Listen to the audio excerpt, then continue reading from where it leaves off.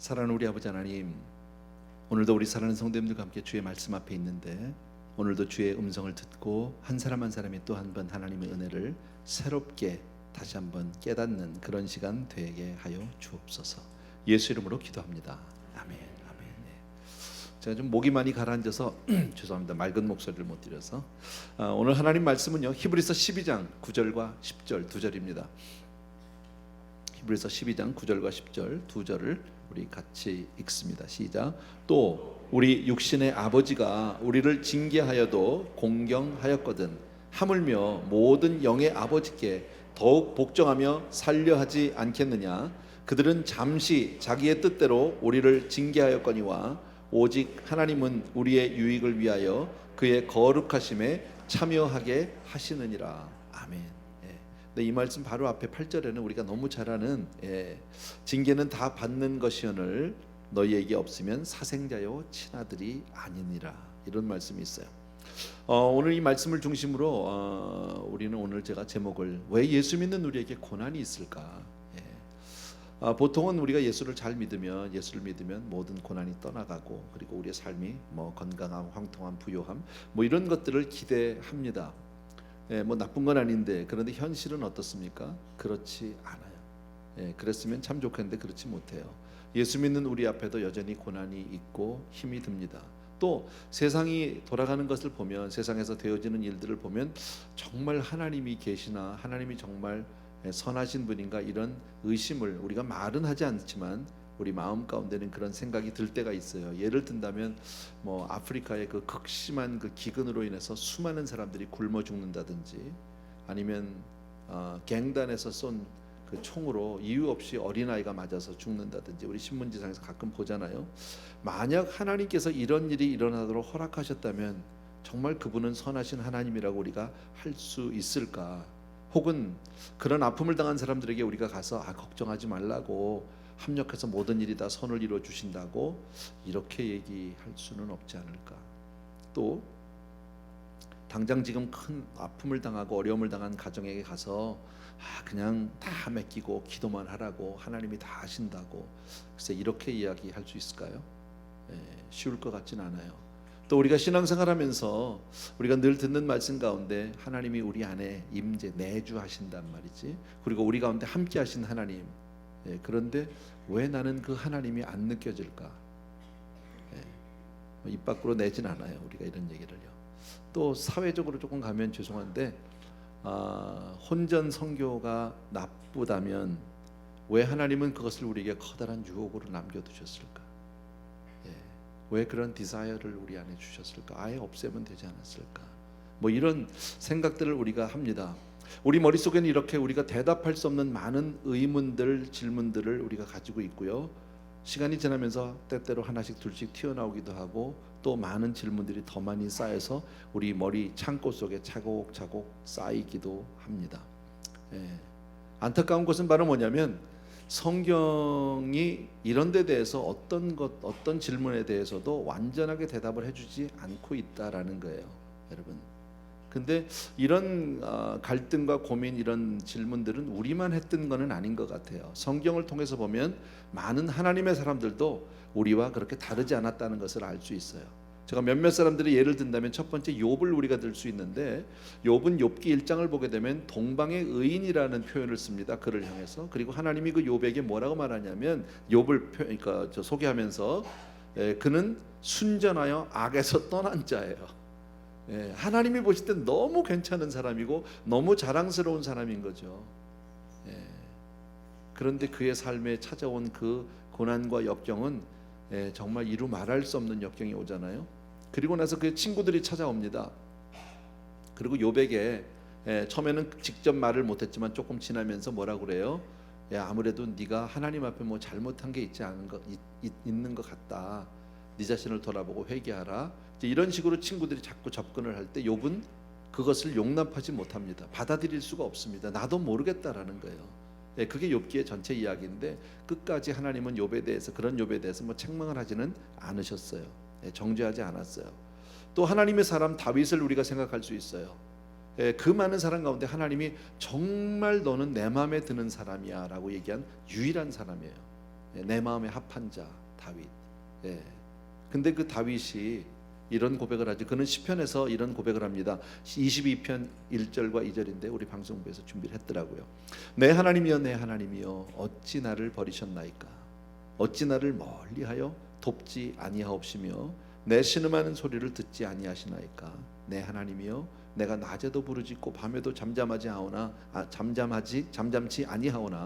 응답지 아니하시나이다. 무슨 얘기예요? 하나님, 내가 지금 너무너무 힘들어요. 너무 아파요. 그래서 밤낮으로 내가 하나님 앞에 매달리고 기도하고 있는데 왜 하나님 나에게 응답하지 않으세요? 왜 하나님 나를 버리세요? 하나님 정말 계시는 거 맞아요? 예, 정말 하나님은 나의 기도를 들어주시는 건 맞나요? 이런 표현이죠. 또 시편 13편 1절과 2절을 보면 다윗은 이렇게 고백합니다. 여호와여 어느 때까지입니까? 나를 영영히 잊으시나이까? 주의 얼굴을 나에게서 언제까지 숨기시겠나이까? 내가 나의 영혼에 경영하고 종일토록 마음에 근심하기를 어느 때까지 하오며 내 원수가 나를 쳐서 자긍하기를 어느 때까지 하리까? 무슨 말씀이에요? 원수들이 나를 죽이려고 해요. 더 이상 도망갈 데도 피할 데도 없어요. 나는 하나님 한 분 당신에게만 매달리는데 하나님은 응답이 없네요. 하나님 언제까지 내가 기다려야 하나요? 하나님 혹시 나를 잊으신 건 아니신가요? 하나님 정말 내 기도를 듣기는 하시나요? 뭐 이런 정말 절박한 고백이죠.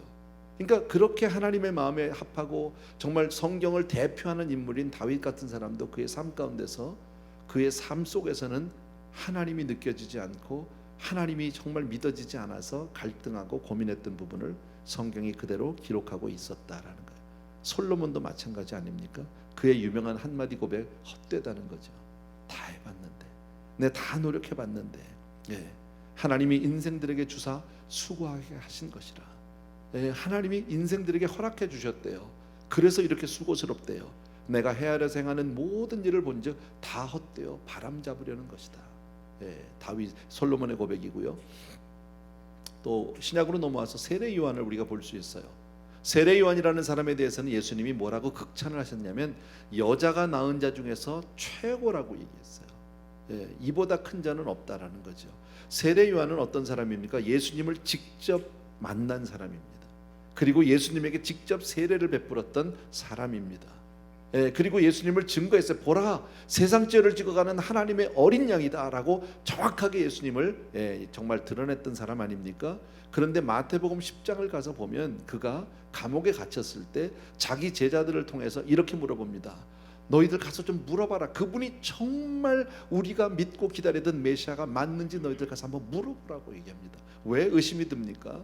자기가 세상 죄를 지고 간 어린 양이라고 당당하게 선포했던 그가 정말 그분이 맞냐고 물어보라고 거꾸로 의심하는 이건 너무 힘드니까요. 감옥 안에 있으니까요. 세례 요한도 이렇게 갈등했던 것을 알 수 있고요. 더 나아가서는요, 예수님도 그러셨어요. 겟세마네 동산의 기도를 우리는 다 알잖아요, 그죠? 하나님 정말 이 십자가 외에는 다른 방법이 없는 겁니까? 내가 이걸 꼭 쳐야만 하는 겁니까? 하나님 정말 할 수만 있거든 이 잔을 옮겨달라고 몸부림쳤던 것 여러분 다 아시죠? 또 십자가상에서 뭐라고요? 엘리 엘리 라마 사박다니, 아버지여 아버지여 어찌하여 나를 버리시나이까. 십자가상에서 마저 예수님은 이렇게 갈등하고 의심했던 것을 우리가 볼 수 있어요. 금세기가 낳은 최고의 기독교 변증가라고 하면은 모든 사람이 C.S. 루이스라고 하는 분을 이야기합니다. 지금은 물론 돌아가신 분입니다. 영국 분인데, 저는 우리 성도님들에게 C.S. 루이스 책을 적어도 한두 권 정도는 좀 보셨으면 좋겠어요. 책이 조금 쉽지는 않아요. 이번에 글이 쉽지는 않은데 너무 좋은 책들이에요. 가장 제가 추천을 한다면 Mere Christianity라는 책이 있어요. 순전한 기독교. 이거는 뭐 거의 기독교 크리스찬이라면 필독서라고 볼 수 있는 그런 책인데, Mere Christianity 혹은 순전한 기독교, 우리 교회 도서부에 있어요.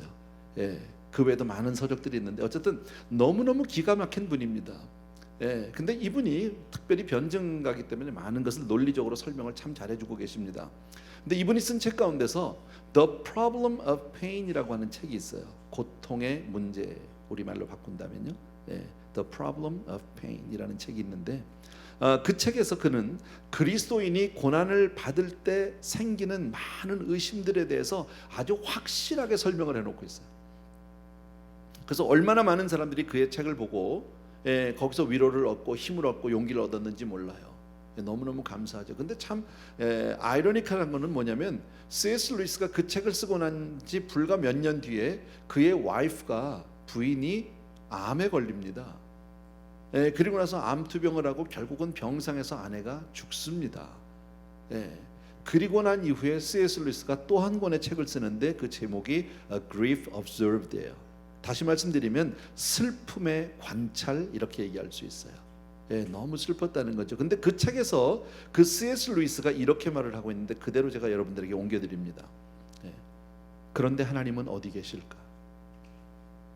이것은 가장 불안한 징후 중에 하나이다.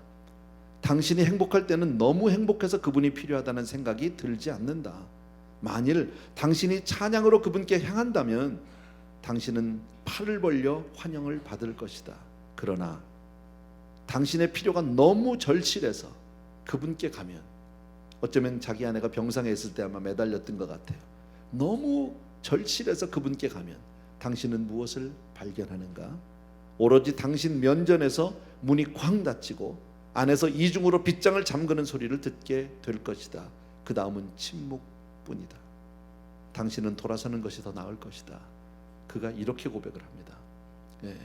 물론 이 글을 통해서 보면 C.S. 루이스라고 하는 그 위대한 그 변증가는 하나님의 존재에 대한 의심을 하지는 않았어요. 하나님이 계시다는 사실에 대해서는 조금 더 의심하지 않지만 하나님의 사랑에 대해서는 의심을 하고 있는 것을 알 수 있어요. 하나님이 정말 나를 사랑하실까?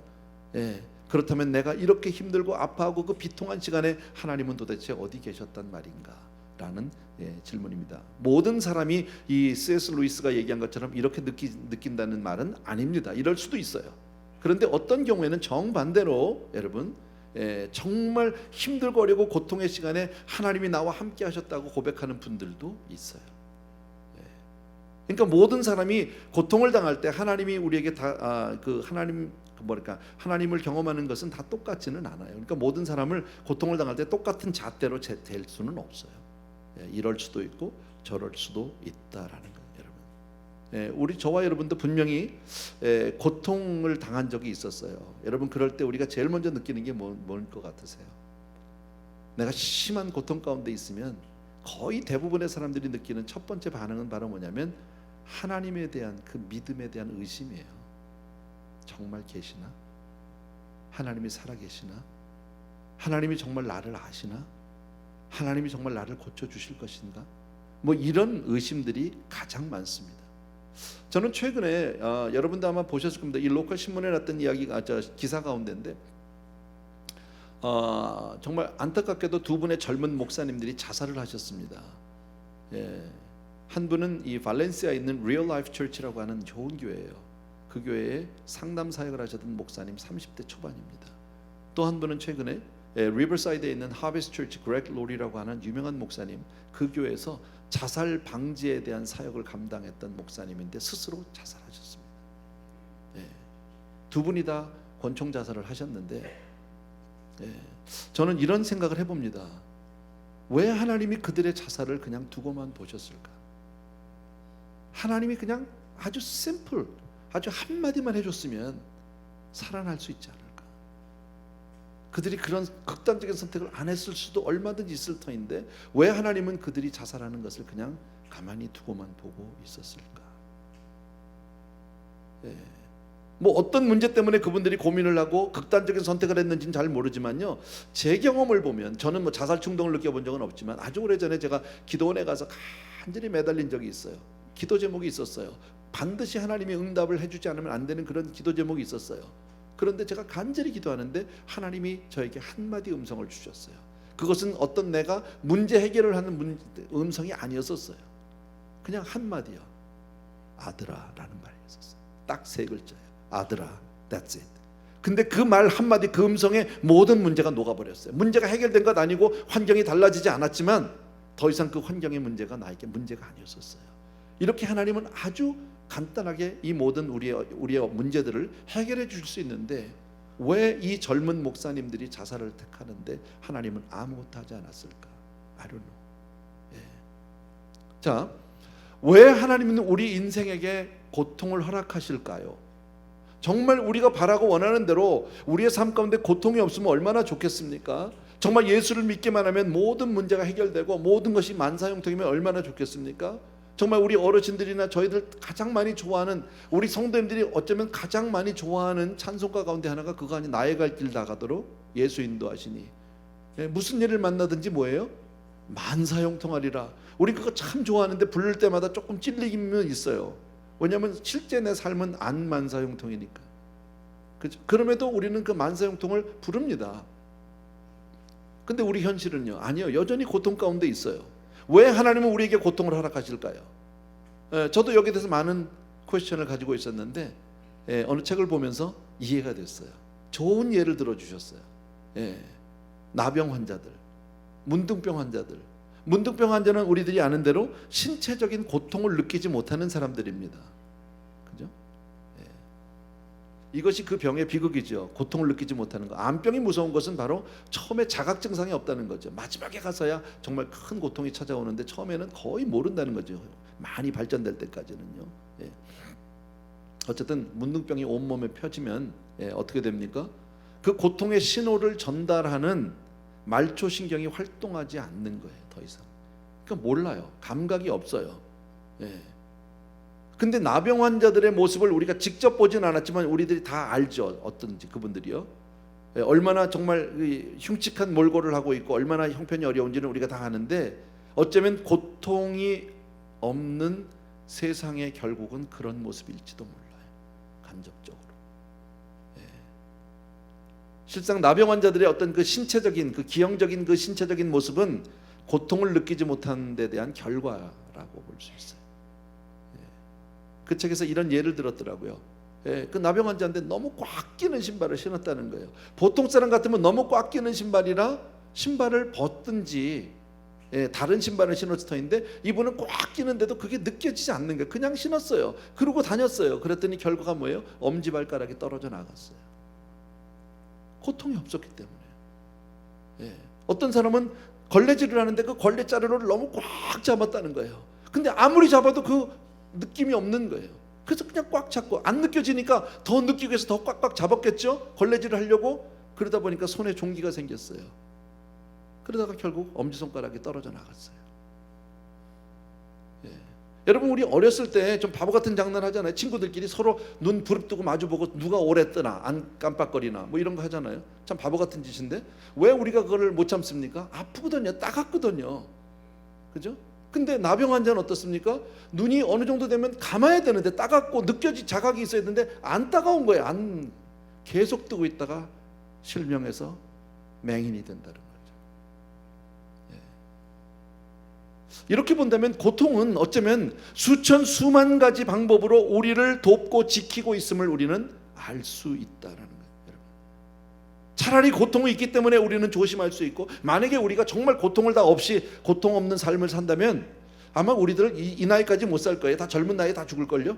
왜냐하면 조그만 병이 하나 생겨도 병을 자각하지 못해요. 아프지 않아요. 느껴지지 않아요. 그럼 어떻게 됩니까? 그게 큰 병이 돼서 그냥 죽는 거죠. 인간 수명은 굉장히 짧아질지도 몰라요. 그러나 그 고통 때문에 우리는 약을 먹게 되고 쉬게 되고 그리고 내 몸을 돌보게 되고, 그래서 우리는 더 건강하게 오래 살 수 있는지도 모르겠다. 또 하나, 우리가 고통을 당할 때 거의 모든 사람들이 동일하게 느끼는 것은 바로 뭐냐면 Why me? 왜 나만? 왜 하필이면 나냐는 거죠. 여러분, 대부분의 사람들은 큰 고통에 직면하면, 어떤 큰 비극을 만나면 본능적으로 물어봅니다. Why me? 물어봅니다. 아니, 수많은 사람들이 그 비 오는 날 다 같이 운전하고 우리가 프리웨이를 달렸는데 왜 내 차만 미끄러져서 다리 밑으로 처박히느냐는 거죠. 그 많은 사람들이 스키장에 있었어요. 근데 왜 내 다리만 부러져? 저는 교통사고를 크게 2번을 난 경험이 있어요. 그로 인해서 제가 목 수술을 하게 됐고 이랬는데 2번의 사고가 다 동일하게 저는 잘못한 게 없었어요. 나는 그냥 앞만 보고 그냥 제 속도로 저 가고 있었고요. 뒤에서 술을 먹었는지 마약을 먹었는지 모르지만 아주 하이스피드로 와서 제 차를 그냥 있는 대로 받았어요. 그래서 저는 후리에서 몇 방을 돌면서 여기저기 받치고 뭐 그런 일이 있었어요. 예. 저는 이런 생각하죠. 왜 그 많은 차 가운데 하필이면 나야? 0.1초만 그 차가 늦게 오거나 조금만 방향을 조금만 틀었다면 내가 아닐 수도 얼마든지 있는 거 아닙니까? 근데 왜 그런 일이 있었을까 여러분? 왜 수많은 사람 가운데 하필이면 내가 암병에 걸려야 하나라는 겁니다. 여러분, 제가 이런 질문을 하는 이유가 있습니다. 이런 질문에 공통점이 하나가 있어요. 이런 우리가 Why me라고 하는 그 질문에는 공통점이 뭐냐면 어쨌든 책임은 하나님께 있고 그분이 직접 고통을 일으켰다고 하는 가정이에요. 하나님이 모든 것을 허락하셔서 하나님께 모든 책임이 있다라고 생각하는 거예요. 여러분, 고통을 당할 때 이런 생각을 피할 수 있는 사람은 거의 없습니다. 여러분, 자, 초대교회 성도님들 한번 생각해 봅시다. 우리 정말 처음으로 복음을 받았고 그리고 그 예수를 믿고 이들에게 소망이 생겼습니다. 근데 그로 인해서 수없이 많은 엄청난 핍박과 환난을 받기 시작을 합니다. 가족들이 뿔뿔이 헤어질 수밖에 없는 형편도 있었을 거고요. 어떤 사람은 가족들이 잡혀가서 원형 경기장에서 사자밥이 된 사람들도 있었을 거고, 불에 타 죽은 사람도 있었을 거고, 집을 잃고 어쩔 수 없이 도망가야 되는 사람들도 있었을 겁니다. 그럼에도 불구하고 믿음을 지키기 위해서 그냥 그 하나님 한 분만 의지하고 하나님께서 반드시 역사하고 하나님께서 회복시켜 줄 거를 기대하면서 그렇게 매달리는 사람들도 많이 있었을 거예요, 여러분. 근데 그들의 마음이 어땠을까요? 진짜 맞는 거야? 우리가 아는 대로 복음에는 놀라운 영광스러운 약속들이 있잖아요, 그죠? 하나님이 주신 놀라운 축복의 말씀들이 있잖아요. 다 알아요. 아멘이에요, 여러분. 예. 그런데 지금 내 현실은 어떻습니까? 전혀 하나님의 반응이 없으세요. 응답이 없어요. 하나님의 어떤 개입하심이 느껴지지 않아요. 그냥 고통당하는 건 내 삶일 뿐이고 내 가족일 뿐인데 그래도 믿음을 떠나셔서 붙들은 사람도 있었고요, 믿음을 붙들고 의심하는 사람들도 있었을 거고, 어떤 사람들은 그로 인해서 견디지 못해서 믿음을 떠나는 사람들도 있었을 겁니다, 여러분. 이게 초대교회 성도님들 아니에요, 여러분. 얼마나 많은 고민이 있었을까요? 얼마나 많은 갈등이 있었을까요? 우리도 마찬가지고요. 저는 이 문제에 대해서 크게 두 가지 방법으로, 두 가지 측면으로 좀 접근을 해보려고 하는데, 첫 번째는 일반적인 법칙이에요. 일반적인 이 생각에서 보는 거예요, 여러분. 자, 우리의 삶을 보십시오. 이 세상을 보면은 믿는 사람이나 믿지 않는 사람이나 모든 사람이 고통을 당합니다. 예, 우리만 당하는 게 아니고 안 믿는 사람만 당하는 게 아니라 그들도 당하고 우리도 당합니다. 그죠? 맞죠? 예. 비록 우리는 이 세상에 속하지는 않았어요. 저와 여러분의 시민권이 하늘나라에 있다 믿으시면 아멘. 그죠? 우리 하나님의 자녀다 믿으시면 아멘. 맞아요. 우리는 세상에 속하지 않았어요. 그런데 왜 우리는 이 고통을 당해야 되느냐? 우리는 세상 속에 살고 있거든요. 그럼에도 불구하고 우리가 세상에 속하진 않았지만 우리는 세상 속에서 살아가고 있기 때문이에요. 그래서 이 고통을 당할 수밖에 없어요. 성경을 보면, 역사적으로 보면 예수를 믿는다고 해서 어떤 마술적인 삶을 약속해 주지는 않아요. 예수만 믿으면 이제부터는 모든 고통을 떠나가고 이제부터 너희는 만사형통하고 항상 강건하고 항상 승리하고, 이렇게 성경은 우리에게 한 번도 약속하지 않아요. 그런데 이상하게도 우리는 예수를 믿으면서 그런 막연한 기대를 합니다. 예수만 믿으면 다 되고, 예수만 믿으면 다 잘 되고, 다 건강하고, 모든 문제가 풀리고. 여러분, 기독교 예수를 잘 믿으면 기본적인 보호와 삶 전체의 어떤 안락함과 행복이 보장되어야만 할 것 같은 그런 기대, 근거 없는 기대를 하고 있다라는. 실제로 역사를 보면 어떤가요? 여러분, 수많은 믿음의 선진들의 삶이 그렇게 좋았나요? 예수님의 12제자는 어땠나요? 누구보다도 주님 때문에 자기의 삶을 다 헌신했던 사람 아닙니까? 누구보다도 예수 잘 믿은 사람들인데 어떻습니까? 모든 제자는 오직 유일하게 요한계시록을 기록한 요한 한 사람 외에는 다 순교당했습니다. 그것도 아주 끔찍한 죽음을 죽습니다. 십자가에 거꾸로 달려서 불에 타 죽습니다. 사도 바울은 목이 잘려 죽었습니다. 도마는 껍질이 벗겨져서 죽었습니다. 예수님의 제자 가운데 한 사람도 편안히 죽은 사람이 없다라는 거죠. 기독교의 짧은 우리 대한민국 역사를 보던 믿음의 선진들, 초대교회 그 많은 순교자들을 보면 그렇게 예수 잘 믿었는데 그들은 그렇게 이슬처럼 사라지고 말았다라는 겁니다. 여러분, 그죠? 우리가 생각하고 우리가 기대하는 것과는 정반대로 역사는 우리에게 말해주고 있습니다. 또 하나, 간접적으로 조금 본다면 이런 겁니다. 성경은 우리가 맞닥뜨리고 있는 문제에 대해서 아까도 잠깐 말씀드렸지만요, 어느 것도 하나님 성경은 직접적으로 설명을 해주지 않아요. 거기에 대한 해답을 주고 있지 않아요. 그냥 일반적인 원리만 얘기해주고 있지 이 문제에 대한 정확한 해답을 제시하지 않는다라는 거예요. 어떻게 문제를 다뤄야 될지를 모르겠어요. 내가 고난을 당할 때, 내가 갑자기 큰 병에 걸렸을 때, 내가 갑자기 어려움을 당하고 뭐 사업이 망했을 때 어떻게 해야 되는지 성경은 그 답을 주지 않아요. 그런데도 많은 사람들이 성경을 마치 약 처방하듯이, 약 먹듯이 그렇게 사용하려고 하는 분들이 참 많습니다. 우리도 예외는 아닙니다. 자, 제가 지금까지 많은 이야기들 여러분에게 나눴는데요, 진짜 제가 오늘 설교에서 여러분과 나누고 싶은 이야기는 지금 하는 이야기예요. 이것만 여러분들이 기억해 주시면 돼요. 여러분, 다시 말씀드리면, 저와 여러분이 예수를 믿는 이유는 나의 고통의 문제를 해결하기 위해서 예수를 믿는 게 아닙니다. 우리가 진짜 예수를 믿는 것은 하나님 아버지를 경배하기 위함입니다. 그게 우리의 진짜 목적입니다. 내가 삶이 어떻게 되고 안 되고는 그건 나중 문제입니다. 그건 하나님이 알아서 하실 문제입니다. 진짜 나의 목적은 어떤 형편에서 어떤 환경에서도 하나님만을 경배하는 사람이 되어야 할 줄로 믿습니다. 우리는 우리 문제 해결하려고 교회를 나오는 사람이 아닙니다. 그럼에도 불구하고 아직도 얼마나 많은 사람들이 기독교를 내 문제 해결하는 데 사용하려고 하는 분이 얼마나 많은지 모릅니다. 예를 들면 이런 겁니다. 어떤 사람은 불면증을 해결하기 위해서 시편 말씀을 읽으라고 얘기합니다. 나쁜 건 아니에요. 성경 말씀을 읽는 게. 물론 시편 말씀을 읽다가 마음의 평강을 얻고 위로를 받아서 잠이 들 수도 있어요. 수면제처럼 사용하고 싶다라는 거죠. 근데 이것은 성경을 잘못 사용하는 거예요. 그건 성경을 오용하는 거예요. 틀린 거예요. 쉽게 말해. 조금 더 심하면 뭐예요? 성경책을 배구만 자도 잠이 잘 온다, 이런 사람들도 있잖아요. 이건 뭐하고 똑같은 거냐면 드라큘라 영화에서 그 사탄하고 할 때 십자가나 성경책 들고 이렇게 들이대는 거하고 똑같은 거예요. 이것은 기독교 신앙이 아니에요. 그럼에도 불구하고 오늘날 얼마나 많은 사람들이 성경의 한두 구절을 내가 필요한 것만 붙들고 그것만 가지고 내 삶만 고치고 내 병만 고치고 내 고통만 없애달라고 하는 경우들이 얼마나 많은지 모른다라는 거예요. 자, 그러면 우리가 정말 어떤 큰 고난과 고통 앞에 있을 때 우리는 어떻게 해야 되느냐? 잘 들으십시오. 어떻게 해야 되느냐? 첫 번째, 우리가 확신하는 데서부터 바로 시작해야 합니다.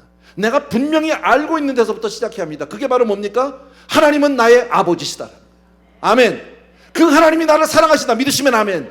여기서부터 시작해 주셔야 돼요. 하나님이 내 아버지시다. 그리고 그분이 나를 사랑하신다. 그분은 거룩하신 하나님이다 믿으시면 아멘.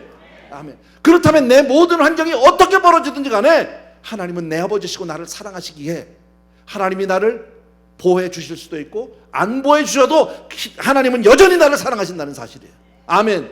이게 우리가 이 현실 앞에서 취해야 될 자세예요. 여러분, 뭐 병이 나니까 하나님이 역사하셨고 병이 안 나니까 하나님이 나를 버리셨나 보다. 아니에요. 그런 거 아니에요. 하나님은 여전히 나를 사랑해 주시는 줄로 믿습니다. 아멘. 그런데 얼마나 많은 경우에 우리는 모든 것을 내 생각대로, 내가 바라는 대로, 내가 원하는 대로 되어지기를 원하는지 몰라요. 여러분, 그래서 조금만 어렵고 힘들고 아프고 슬픈 일이 있으면 즉각적으로 하나님의 사랑을 의심하기 시작하는 거예요. 하나님이 안 계시나? 하나님이 나를 버려셨나? 하나님이 나를 떠났나? 이렇게 생각하는 거예요. 아니에요. 여러분, 하나님은 나를 사랑하세요. 하나님은 내 아버지세요. 아멘. 하나님은 우리 아버지이기 때문에 우리에게 가장 좋은 것을 주시기 원하는 줄로 믿으셔야 합니다. 저는요, 아마 젊은 사람들은 조금 이해하기 어려울 텐데 나이 드신 분들은 다 알아요. 제가 어렸을 때 초등학교 한 50년 전, 좀 슬픈데 언제 이렇게 지났는지 몰라요. 그때쯤 얘기야. 학교를 마치고 나오면 학교 앞에는요, 길거리 이 먹거리들이 많았어. 우리들을 유혹하는 것들이 얼마나 많았는지 몰라. 생각나세요? 그 앞에 그냥 뭐 번데기 있어, 번데기. 예. 그다음에 이렇게 그 인절미를 조그맣게 잘라서 이렇게 쫙 낀 당고라고 그랬나? 하여튼 그런 게 있어. 조금 더 가면요 해삼. 그 사과 반쪽 깎아놓고 거기다 이렇게 핀침 꽂아서 그걸로 찍어 먹는 해삼 아세요? 그다음에 아이스크림이 아니야, 그때는 아이스 깨끼. 그런 것들이 있었어요. 병아리도 팔고. 수업 마치고 친구들하고 나오면요 그게 너무너무 먹고 싶은 거야. 내 친구들은 막 사 먹어. 근데 나는 절대 못 먹어. 왜? 우리 엄마가 절대 먹으면 안 된다고. 어머니가 절대 안 된대. 나는 그걸 사 먹을 수 없어. 나는 그래서 정말 우리 엄마가 딴 엄마면 좋겠다 그랬어. 예. 근데 왜 우리 어머니가 그걸 못 먹게 했을까요? 위생적이지 않다라는 한 가지 이유 때문에.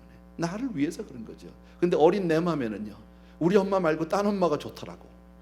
예, 내 맘대로 가서 먹고 싶더라고. 조금 다른 얘기 해볼까요? 어렸을 때 우리가 읽었던 동화책 가운데서 예, 할렐루야, 장로님 예스 하셨어요. 동화책 가운데서 톰 소야의 모험이라는 거 있지. 톰 소야 아시죠? 예. 그 거기 보면 탐의 친구가 하나 나와요. 누구예요? 허클베리 핀이라고. 근데 얘는 탐이 볼 땐 늘 허클베리 핀이 너무 부러운 거야. 예. 학교 가려는 사람도 없지, 세수하려는 사람도 없지, 뭐 밥 먹으라고 부르는 사람도 귀찮, 숙제하라고 누가 얘기하는 사람 왜? 얘는 고아야. 누가 좋은 거예요? 물어봐나 많아요. 여러분, 하나님은 저와 여러분의 아버지이신 줄로 믿습니다. 비록 우리가 이 땅에 살면서 다 이해하지 못해요. 제가 어렸을 때 우리 어머니가 왜 그걸 못 먹겠는지, 나는 그게 너무너무 먹고 싶었는데, 그 아이스 케이크 하나 먹고 싶었는데 못 먹게 한 어머니를 이해하지 못했지만 지금은 알아요. 그잖아요.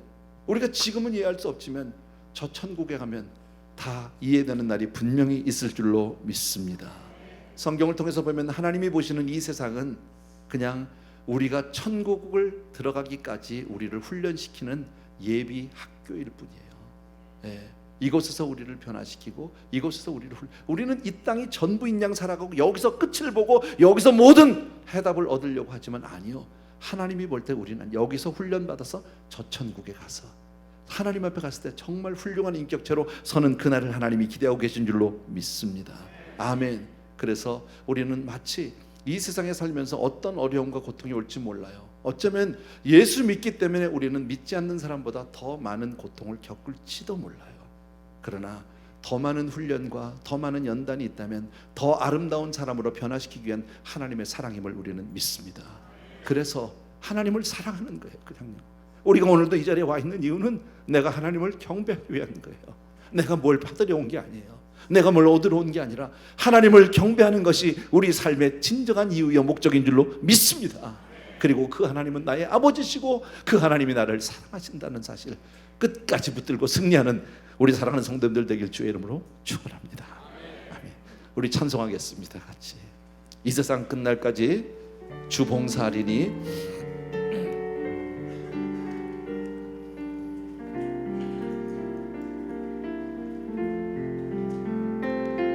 이 세상 끝까지 주 봉사하리니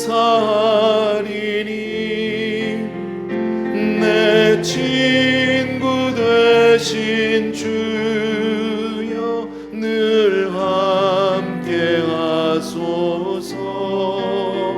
주 나와 함께 하면 전쟁도 겁없고 주 나를 인도하면 늘 안심하리라. 나 주를 따를 때에 나 주를 따를 때에 주 약속하신 것 그 영광 중에 모두 이루어 주소서. 나 힘의 뒤를 따라 섬기며 살리니 그 크신 은혜 속에 날 인도하소서. 아멘. 아멘. 잠시 우리 기도합니다. 오늘 주신 말씀을 통해서 우리의 신앙의 진정한 목적은 하나님을 경배하는 것이고, 그리고 그 하나님이 바로 내 아버지, 나를 사랑하는 분, 그리고 거룩하신 하나님, 하나님은 우리가 하나님만큼 거룩해지기를 원하십니다. 내가 거룩하니 너희도 거룩하라고 말씀하신 아버지, 그렇게 훈련하기 위해서 우리 앞에 때로는 역경과 환난들을, 고통을 주실 때도 있지만 이 모든 것을 합력해서 하나님 분명히 선을 이루어 주실 줄로 믿습니다. 하나님, 끝까지 내가 주님만을 의지하고 주님만을 경배하게 하여 주옵소서. 그런 마음으로 잠시 우리 기도하는 시간 갖습니다. 같이 기도합니다.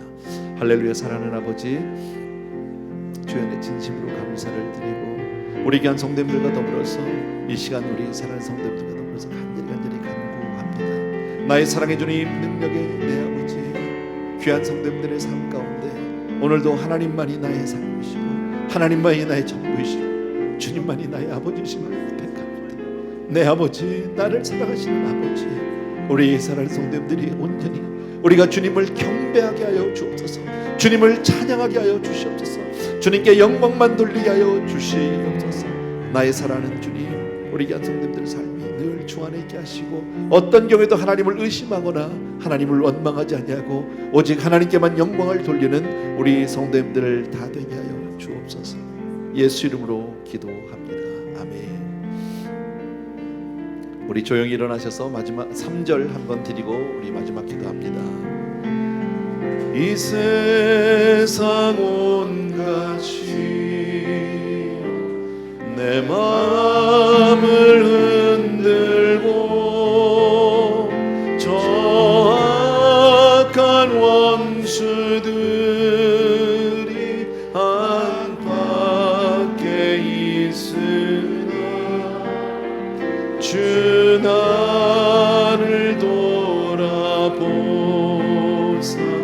내 방패 되시고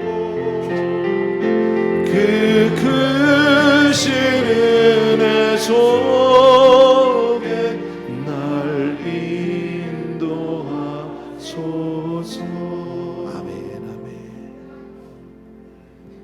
사랑하는 우리 아버지 하나님, 우리 사랑하는 성도님들 한 분 한 분이 언제든 하나님 앞에 경배자로 서게 하여 주시옵소서. 우리 귀한 성도님들, 하나님이 나의 아버지시고 그 아버지가 나를 사랑한다는 사실을 한시도 잊지 않게 도와주셔서 어떤 형편 어떤 자리에서도 하나님을 경배하는 자리에 항상 서게 하여 주시옵소서. 그리하여 먼 날 우리가 언젠가 하나님 나라에 갈 때 하나님 앞에 가서 서는 그날 잘했다 칭찬받고 하나님의 기쁨과 자랑이 되는 우리 귀한 성도님들 다 되게 하여 주시옵소서. 오늘도 귀한 예물 하나님께 올려드립니다. 주님, 이것이 우리의 고백, 이것이 우리의 사랑, 우리의 헌신, 우리의 믿음 전부입니다. 예물을 통해서 우리 귀한 성도님들의 삶을 올려드리오니 주님 받아 주시옵소서. 이제는 우리 주 예수 그리스도의 은혜와 하나님 아버지 극진하신 그 사랑하심과 성령님의 오늘도 한 분 한 분 머리머리 기름 부으시고 내 주인 또 교통 충만 역사하심이 이 자리에 있는 모든 사랑하는 성도님들을 위해 이제로부터 영원토록 함께 계실지어다. 아멘.